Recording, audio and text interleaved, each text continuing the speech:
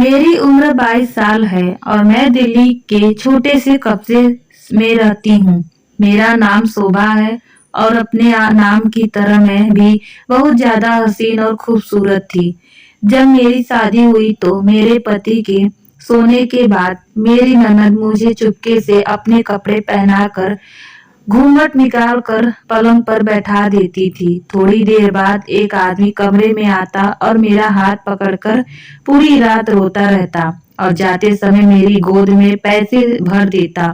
मेरी ननद की डर की वजह से घूंघट भी नहीं उठा सकती थी। एक रात मैंने चुपके से ननद के दुपट्टे में छेद कर दिया और जैसे ही रात को वह आदमी मेरे कमरे में आया, मैं छेद में से उसे देखा तो मेरे पैरों तले से जमीन निकल गई, क्योंकि वह तो मेरा अपना ही खूबसूरत लड़की हूँ और मैं अपने लिए सपने भी बहुत खूबसूरत देखे थे। लेकिन जरूरी नहीं कि जैसा हम सोचे वैसा ही हो। हम सोचते कुछ और है और होता कुछ और।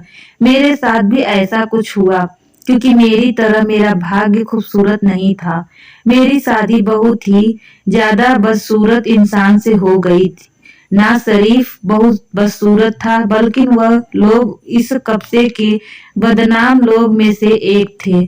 उनके माँ बाप नहीं थे। घर में सिर्फ दोनों भाई बहन थे और एक बूढ़ा चाचा रहता था। सब लोग कहते थे कि इन लोगों ने जरूर कुछ गड़बड़ है, मगर फिर भी मेरी माँ ने मेरी शादी इस घर में कर दी। हमारे पापा साथ नहीं रहते थे। उनका काम दूसरे देश में था और उनको छुट्टी भी बहुत कम मुश्किल से रहती थी। इसी वजह से घर के सारे फैसले मेरी माँ ही लिया करती थी। जिस इंसान से मेरी शादी, उसका नाम सागर था और वह पूरे कब्जे में सबसे ज्यादा स्वस्थ और गंदा इंसान था। सब उसको कहते थे कि उसका कुछ भी नहीं हो सकता, क्योंकि वह बहुत ही सुस्त है। मैंने उनके घर के बारे में अभी सुना रखा था कि उनके घर में बहुत ही गंदी तरह की बदबू आती है। अगर कब्जे में कोई भी उनके घर में जाता है तो बदबू की वजह से उसका वहां रुकना मुश्किल हो जाता था। फिर भी मेरी माँ मेरी शादी इस घर में करना चाहती थी। मुझे में कोई बुराई नहीं थी। मैं तो बहुत ही ज्यादा खूबसूरत लड़की थी। इसमें मेरी कोई गलती भी नहीं थी। अगर मैं विवाह तलाकशुदा होती तब भी तो कोई ठीक था। मजबूरी में मेरी शादी इस घर में करनी पड़ी, लेकिन मेरे साथ तो कोई परेशानी भी नहीं थी। मैं और लड़कियों में से ज्यादा खूबसूरत और हसीन थी, पढ़ी लिखी, जबकि हमारे खानदान में 5वीं कक्षा के बाद लड़कियों को आगे पढ़ाया नहीं जाता था। और मेरे अंदर इतनी सारी अच्छाइयाँ होने के बावजूद मेरी माँ ने मेरा रिश्ता सागर के साथ तय कर दिया था। इस बात पर हमारा पूरा कब्जा हंस रहा था। हमारे कब्जे की सबसे खूबसूरत लड़की का रिश्ता किस वजह से इंसान के साथ तय हो गया था, किस कि इस टाइप का लड़का था कि जिसका मजाक हमारे कब्जे में हर घर में उड़ाया जाता था। लोग उसे बहुत ज्यादा तंग करते थे। मैं तो सोच सोच कर मरी जा रही थी कि वह मेरा पति बनने वाला है। जब मेरे सागर की किसी के साथ अपने किसी दोस्त के घर जाऊंगी तो और मेरी कितनी हंसी उड़ाएंगे और मेरा कितना मजाक बनाएंगे और बहुत ज्यादा बातें बनाएंगे। मैंने अपनी माँ से बहुत बार लड़ाई की और उन्हें साफ साफ मना कर दिया कि मेरी शादी बिल्कुल भी नहीं करना चाहती हूँ। इसी बात पर मेरी माँ ने मुझे 2-4 थप्पड़ लगाए, जबकि बचपन से लेकर आज तक मेरी माँ ने कभी मेरे ऊपर हाथ तक नहीं उठाया था। और जब भाग के साथ ना दे तो किसी का क्या शिकायत करने का। यहाँ तक कि मेरी शादी सागर के साथ हो गई। पापा भी थोड़ी देर आए हुए थे। तब तक मेरी शादी सागर के साथ हो चुकी थी। मैं दुल्हन बनी अपने कमरे में बैठी थी। सच में उसके घर से एक गंदी बदबू आती थी, लेकिन मैं यहाँ से उठकर नहीं कहीं जा नहीं सकती थी। मैं तो बस भगवान से प्रार्थना कर रही थी कि सागर मेरे कमरे में ना आए, और अगर आए भी जाए तो मेरे पास ना आए। लेकिन जब दरवाजा खुला तो सच में सागर नहीं आया था, बल्कि सागर की बहन मेरी ननद कमरे में कदम रखा हुआ था। वह 45 साल की थी और अभी तक उसने शादी नहीं की थी। उन्होंने आते ही अचानक से मेरे हाथ पकड़ लिए और मेरे हाथ पकड़कर रोने लगी। मैं परेशान हो गई कि यह ऐसा हरकत क्यों कर रही है। उन्होंने कहा कि मैं बहुत मुश्किल में हूँ, मुझे तुम्हारी मदद चाहिए। मैंने कहा कैसी मदद चाहिए थी और वह मुझे इस समय मदद क्यों मांग रही थी, जबकि इस समय मुझे खुद ही उनकी मदद की जरूरत है, क्योंकि मैं सागर के साथ अपनी जिंदगी की शुरुआत नहीं करना चाहती थी। मेरे ननद मुझसे कहा भाभी मैं बहुत मुश्किल में मैं हूँ, मैं जैसा कहती हूँ आप वैसा करती जाइए, इसके बाद आप जैसा कहोगे मैं वैसा ही करूँगी। मेरी ननद की इस बात ने मुझे सोचने पर मजबूर कर दिया। मैंने उससे पूछा कि तुम मुझसे क्या करवाना चाहती हो, मुझे बताओ तो सही, तुम्हें मुझसे क्या काम है। उसने मुझसे कहा कि मैं पूरी बात तुम्हें शुरू से बताऊंगी। अभी मुझे तुम बताओ कि मैं इस समय तुम्हारे लिए क्या कर सकती हूँ। जब मेरी ननद ने मुझसे पूछा तो मैंने उसको साफ साफ कह दिया कि अपने भाई को आज कमरे में नहीं आने देना, मेरे सर में बहुत दर्द है। मेरी इस बात पर उसने मुझे नजर उठाकर देखा और कहने कहा ठीक है, दुल्हन वैसे भी शादी के दिन बहुत ज्यादा थक जाती है। मेरी ननद ने न जाने किस तरह सागर को कमरे में आने नहीं दिया। मैं आराम से सो गई हूँ और सुबह को नहा धोकर तैयार हो गई। मेरे दिल में यही इरादा कि अच्छे से इस घर की साफ सफाई करूं, पता लगाऊं यह बदबू कहाँ से आ रही है। अगले दिन भी निकल गया। मैं कुछ दिन में अपने माँ बाप के घर रहकर आई और कुछ समय अपने कमरे को साफ करने में निकाल दिया। मुझे ननद ने मना कर दिया कि अभी अभी शादी हुई है, तुम कोई काम मत करो, पर मेरा कहना था कि मैं इस बदबू में नहीं बैठ सकती। जब मैं बदबू का नाम लिया तो इसके बाद ननद और कोई बात नहीं कही। इसी तरह रात हो गई और सब रात को फिर से सो गए तो मेरी ननद मेरे कमरे की खिड़की खटखटाया। पहले तो मुझे लगा कि पता नहीं कौन है और कहां से आवाज आ रही है, इसीलिए मैंने ध्यान नहीं दिया। और जब खटखटाया की आवाज तेजी से आई तो मैंने दरवाजा पर जाकर देखा, वहां पर कोई नहीं था। वापस आकर मैं पलंग पर सो गई। जब दोबारा से आवाज आई तो मैंने ध्यान से सुना कि आवाज किस तरफ से आ रही है। जैसे ही मैं खिड़की खोली तो मेरी ननद वहां पर खड़ी थी। उसने मुझे बाहर आने का इशारा किया। जब मैं बाहर आई तो उसने मुझसे कहा कि मैं आपसे एक काम करने का वादा किया था, आपको वह काम आज ही करना है। मैंने अपने ननद से कहा कि क्या काम है, पहले मुझे ठीक तरह से समझाओ, क्योंकि उस समय भी मेरे मन में गांव वालों की ही बातें चल रही थी, क्योंकि गांव वाले इन दोनों भाई बहन को बिल्कुल अच्छे से नहीं समझते थे। मैं झूठ नहीं बोलूंगी, मगर उस समय मेरे दिमाग में यही सब बातें चल रही थी कि यह मुझे जरूर कुछ गलत काम ही करवाएंगी। यह भी इसका कोई चक्कर होगा जिसका हाल मुझे निकलवाना चाहती है। और मेरा हाथ पकड़कर मुझे अपने कमरे में लेकर आई और अपनी अलमारी से एक सूट निकालकर मुझे पहनने के लिए कहने लगी। मैं हैरत से उससे पूछा कि तुम्हारे कपड़े क्यों पहनूं अभी रात के इस वक्त। उसने मुझसे कहा कि पहले आप यह कपड़े पहने, फिर मैं आपको सारी बात बताती हूँ।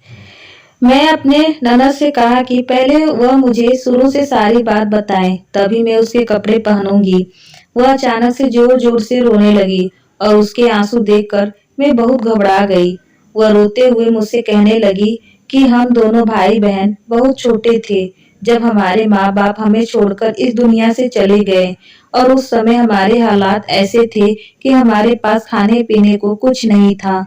यह जो आज सागर भाई की हालत है वह इस वजह से है, जेब में पैसे नहीं थे, हाथ में कोई कमाई नहीं था, करते तो क्या करते। गरीबी से बड़ी कोई बददुआ नहीं होती और भूख से बड़ी कोई बीमारी नहीं होती। हमने कैसे कैसे करके दिन काटे यह नहीं पता है। हमारा कोई अपना तो था ही नहीं, बस एक चाचा थे, उसने हमारा साथ दिया। कभी कभी खाने को रोटी दे देते थे, कभी कभी 3 दिन बाद खाना मिलता था तो कभी 4 दिन बाद खाना मिलता था। ऐसे ही करके घर का सारा सामान बिक गया। जब सागर भाई बड़े हुए तो फिर जगह जगह काम करके हमने यह घर बनवाया। जैसे तैसे करके हमने अपना घर चलाया। मोहल्ले वाले जो हमारे बारे में बात करते हैं, हमारी पूरी सच्चाई नहीं जानते हैं। हम बहुत गरीब हैं और बहुत मजबूर लोग हैं। मैंने अपनी ननद से कहा कि मुझे यह कहानी मत सुनाओ, जो काम है वह बताओ। उसने उस कहा कि आपकी गलती नहीं है, आप भी मुझे गलत ही समझोगे, लेकिन इस गरीबी की तंग आकर मैंने एक बहुत अजीब सा काम कर डाला है। मैंने उस हैरत से पूछा, अजीब सा काम? तुम्हारा क्या मतलब है? कौन सा अजीब सा काम किया है तुमने? तो और उसने मुझे एक बहुत ही अजीब सी बात बताई, और सच में उस बात को सुनकर मैं बहुत ज्यादा हैरान हुई। वो और यह सच है कि ऐसी चीजों के बारे में आज तक सिर्फ सुना ही था, लेकिन ऐसा इंसान नहीं देखा था जिसे इन बातों पर विश्वास हो। वह मुझे बताने लगी कि मैं गरीब से तंग आकर एक तांत्रिक के पास गई। उस तांत्रिक ने मुझे एक टुटका बताया, जिसको करने में पहली कोशिश में ही फेल हो गई, और उसी की वजह से हमारे घर में यह गंदगी बदबू आती है। अगर तुम्हें उस बदबू को खत्म करना है तो तुम्हें मेरे साथ मिलकर उस टोटके को पूरा करना ही होगा, वरना तुम कुछ भी कर लो, इस घर से बदबू खत्म नहीं होगी और ना ही इस घर की हालत ठीक होगी। और अब तुम मानो या ना मानो, तुम भी इस घर का हिस्सा हो। सागर तुम्हारा पति है और हम लोग तुम्हारा परिवार हैं, इसीलिए तुम्हें मेरी मदद करनी ही होगी। मैं अपने ननद से पूछा कि किस किस का टोटका है।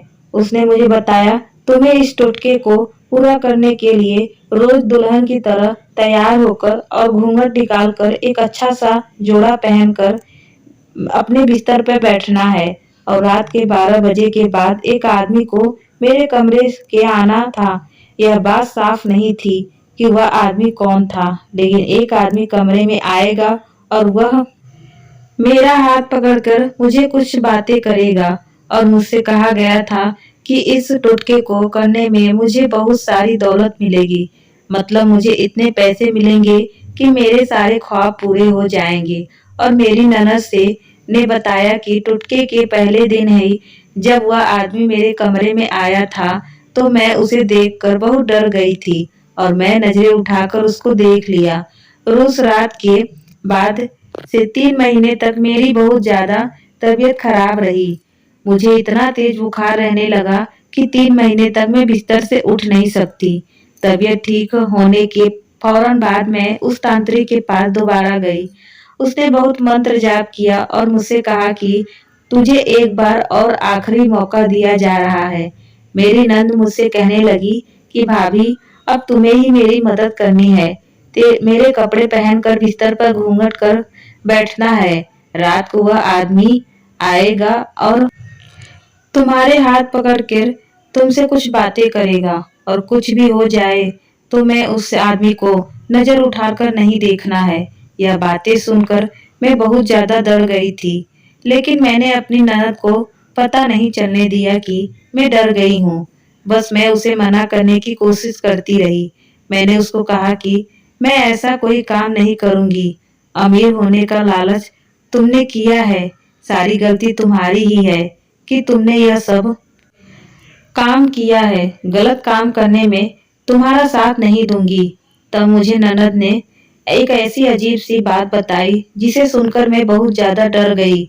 उसने मुझसे कहा कि मैं बिना वजह का नहीं रो रही थी। आप चाहे कुछ भी हो जाए, आपको मेरी मदद करनी ही होगी, क्योंकि तांत्रिक ने मुझे बताया है कि अगर 15 दिन के अंदर ही इस टोटके को पूरा नहीं किया जाए तो इस घर में रहने वाले हर इंसान की मौत हो जाएगी।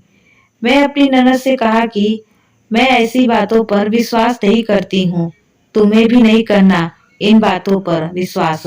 इतना सुनते ही मेरी ननद मेरे पास आई और आंखें बड़ी करके मुझसे कहने लगी, तो यह बदबू कहाँ से आ रही है? अगर तुम चाहो तो पूरा घर धो लो। अगर यह बदबू चली जाएगी, तुम समझ लेना कि मैं झूठ बोल रही हूँ। अगर यह बदबू नहीं गई तो फिर तुम मेरी बातों पर विश्वास करना ही होगा। यह सच बात तो यही थी कि मैं इस घर में साफ किया था और घर का पूरा कोना कोना छान मारा था। पर वह बदबू कहाँ कहाँ से आ रही है। मैं इस बदबू को खत्म करने की बहुत कोशिश पहले ही कर चुकी थी। फिर भी मैंने अपनी ननद से कहा कि मुझे एक दिन का समय और दे दो, मैं फिर से कोशिश करना चाहती हूँ। अगर मैं इस कोशिश में कामयाब हो रही थी तो फिर मैं तुम्हारे काम जरूर करूंगी। अगला पूरा दिन मैं घर की साफ सफाई में निकाल ली, पूरा घर को धुला, मगर मैं हैरान थी कि इतनी साफ सफाई के बाद भी बदबू आ रही थी। फिर मैंने सोचा शायद मेरी ननद की बात सच्ची है और सच कुछ गलत कर बैठी है। उसकी मदद करनी थी, क्योंकि अगर वह सच बोल रही थी तो यह टुटका भी सच है, और अगर मैं उसकी मदद करने से टुटके को पूरा ना करती तो मैं भी मारी सकती थी। मुझे अपनी जान बचानी थी। तभी मैंने देखा कि मेरी ननद अपने कमरे में बैठी बच्चों की तरह रो रही है और भगवान से माफी मांग रही है और कह रही थी कि हे भगवान, मैं पैसों के लालच में पड़कर बहुत बड़ी गलती कर दी, मुझे माफ कर देना और हम सबकी जान बचा ले। अब सबकी जान पर बनी है, मैं क्या करूं? मैंने सोचा कि आखिरी क्यों कोई 42 वर्ष की समझदार औरत ऐसी हरकत करेगी।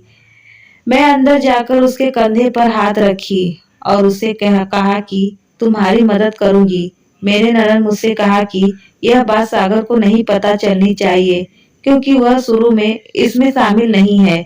अगर यह बात उसको पता चलेगी तो वह बहुत ज्यादा गुस्सा होगा और फिर हमें इस टुटके को भी पूरा नहीं कर पाएंगे, क्योंकि यह एक आदमी की बात है और कोई मर्द कभी बर्दाश्त नहीं करेगा उसकी पत्नी ऐसे काम करे जिसमें उसकी पत्नी की इज्जत को खतरा हो।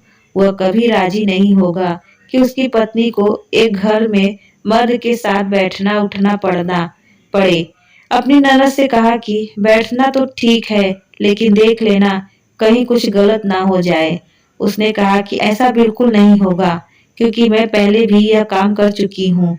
बस इतना ध्यान रखना कि चाहे कुछ भी हो जाए, तुम उस आदमी की तरफ नजर उठाकर मत देखना, चाहे तुम्हारे सर पर छड़ी ही क्यों ना गिर जाए। आदमी की आंखों में ही देखना, बस नजर झुकाकर ही बैठी रहना। मेरे दिल बहुत परेशान था। मैंने अपने कमरे में जाकर मम्मी को कॉल की। मम्मी के यह सब बात बता तो नहीं सकती थी, लेकिन सोचा कि थोड़ी देर उनसे बात करने में मेरा मन थोड़ा सा हल्का हो जाएगा।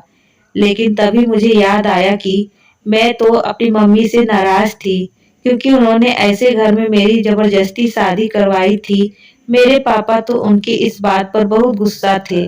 जब माँ ने पूछा कि तुम खुश हो या नहीं, तो मुझे गुस्सा आ गया। मैं उनसे कहा कि यह पूछने की हक आपने खो चुकी है। ऐसे घर में कोई कैसे खुश रह सकता है? क्या है इस घर में जिसकी वजह से मैं खुश हो जाऊं?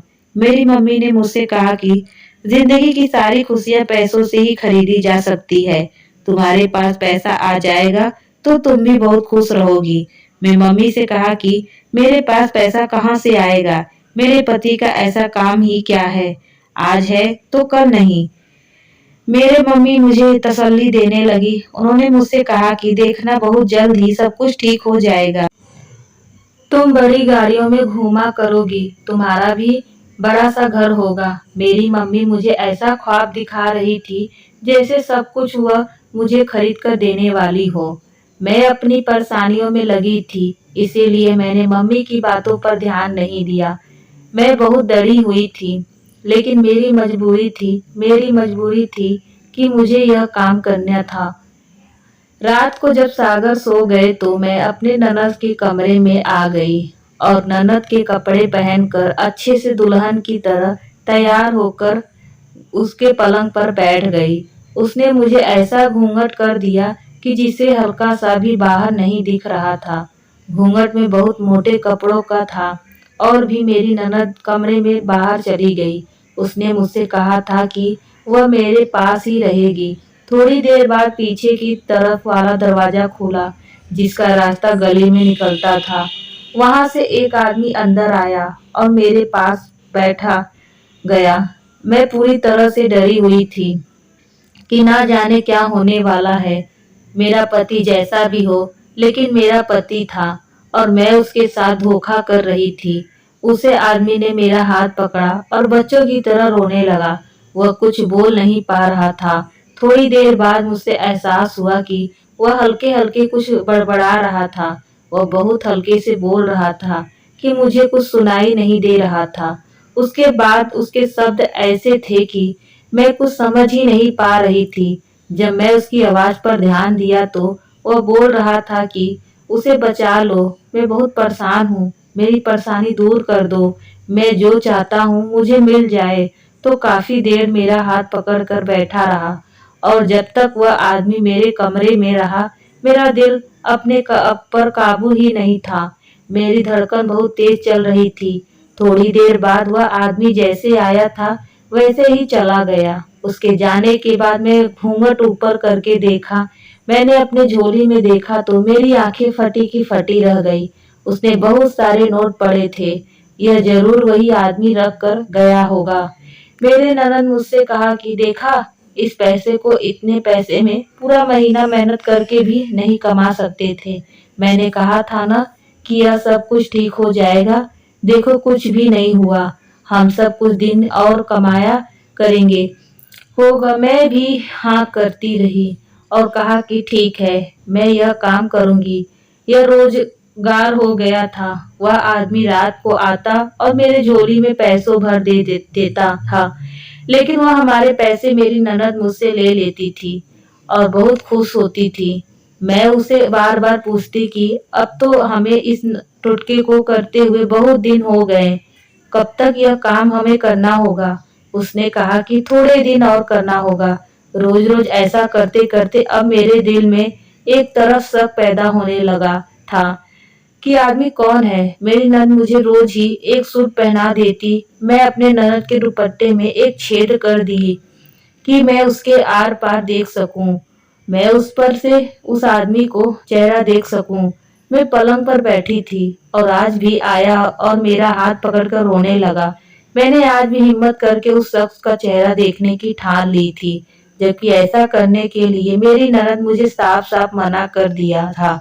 लेकिन अपने दिल में पैदा हुए शक के कारण मुझे आज का उसका चेहरा देखना ही था कि मेरे ननद मुझे पागल बना रही है।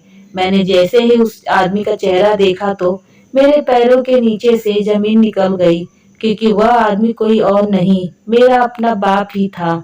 मैंने झटके से अपना घूंघट उठाया और मुझे देखकर मेरे बाप की हवाइयां उड़ गई। मैंने उससे पूछा कि आप यहाँ क्या कर रहे हैं। मेरे पापा मुझे जवाब देने की वजह से भाग गए। मैं बहुत परेशान हूँ और उनकी आवाज देती रही, लेकिन वह फिर भी उन्होंने पीछे मुड़कर नहीं देखा।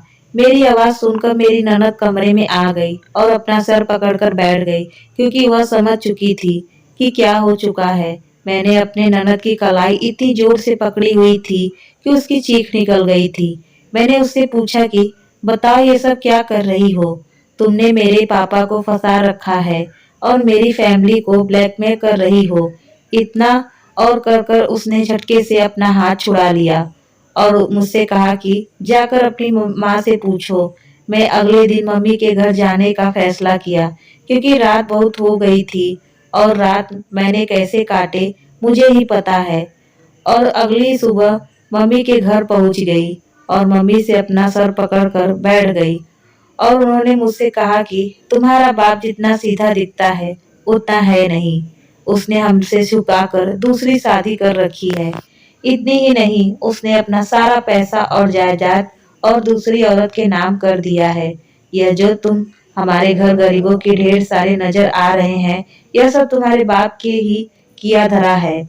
हमारे पास भी अब जायदाद और कारोबार था, सब उस औरत ने छीन लिया है कि वह औरत बहुत ज्यादा अमीर रहने लगी है।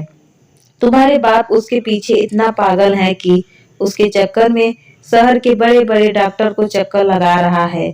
मैं तुम्हारे बाप के खिलाफ एक प्लान बनाया था और तुम्हारी ननद को मैंने इसमें शामिल किया था, क्योंकि वही यह काम कर सकती थी। मोहल्ले की औरतें या मेरी अपनी कोई रिश्तेदार इस काम में मेरा साथ नहीं देते। हमने उसे कहा मेरी अपनी कोई रिश्तेदार इस काम में मेरा साथ नहीं देते। हमने उससे कहा कि उन्हें कुछ दिन तक एक कमरे में भेजा जाएगा, जहां वह औरत घूंघट बैठी होगी। उस औरत का हाथ पकड़कर अपने सारे परेशानियां बतानी है और फिर ऊपर से के तौर पर उसे कुछ पैसे देने हैं। तुम्हारे बाप ने अपना सारा कुछ उस औरत पर लुटा दिया और उसे हमारा भी कुछ हक है। उसे वापस लेने के लिए कोशिश कर रहे हैं, लेकिन तुम्हारी ननद बहुत चालाक निकली। जब वह मेरे दोस्त बन गई तो उसने मुझे तुम्हारा रिश्ता अपने भाई से सागर के लिए मांग लिया। मैं पूरी तरह फंस चुकी थी। अगर मैं उसको इनकार करती तो वह तुम्हारे बाप को बता देती और ऐसा करने से तुम्हारे बाप मुझे तलाक दे देते।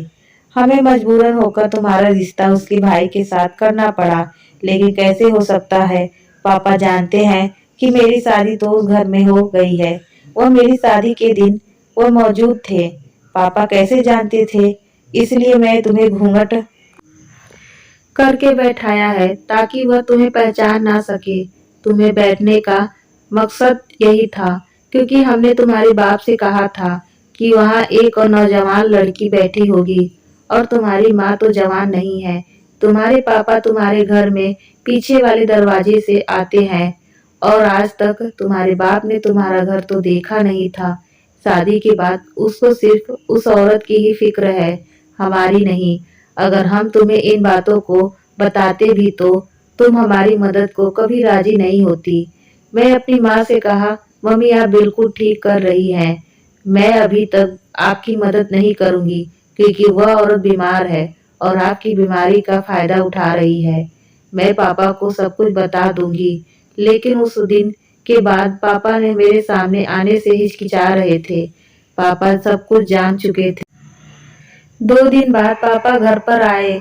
मैं उस घर में नहीं थी और बहुत उदास रहे। पापा ने कहा कि मेरे पास जो कुछ भी है वह सब कुछ तुम लोग ले लो, क्योंकि वह औरत मर चुकी थी जो उनकी दूसरी बीवी थी। पापा ने अपना सब कुछ हमारे नाम तो कर दिया, लेकिन उस दिन के बाद से हमें छोड़कर पता नहीं कहाँ चले गए। उनके पास मोबाइल भी नहीं था और हमें उनका पता भी नहीं था। हमें उन्हें कैसे ढूंढते? मेरी मम्मी को घर दौलत सब कुछ मिल गया था और उनके सौतन भी इस दुनिया से जा चुकी थी, लेकिन अपने साथ उनका सुहाग भी ले गई थी। मैंने इस बात से यही सीखा कि चाहे कुछ भी हो जाए, अपनी जिंदगी के हम सफर के साथ कभी भी धोखा नहीं करना चाहिए। जिससे भगवान ने हमारे लिए चुना है, हमें उसके कबूल कर लेना चाहिए, क्योंकि भगवान का फैसला कभी गलत हो ही नहीं सकता। मैं सागर को दिल से कबूल कर ली। आप सागर से कहा कि हमें अपनी ननद की भी शादी करवा देनी चाहिए। उनके लिए भी एक अच्छा सा रिश्ता मिल गया और वह भी शादी करके अपने घर चली गई। बातचीत करने के तौर तरीके सिखाए और उसे कहा कि अपनी पढ़ाई फिर से शुरू करते रहें और साथ ही छोटा मोटा कोई कारोबार भी कर ले। ऐसा करने में मुझे बहुत समय लग गया, लेकिन कोशिश करते करते मैं अपनी जिंदगी की गाड़ी पटरी पे ले आई और अब मैं अपनी जिंदगी में बहुत खुश हूँ। कहानी पसंद आई हो तो चैनल को सब्सक्राइब, वीडियो को लाइक करना ना भूले। धन्यवाद।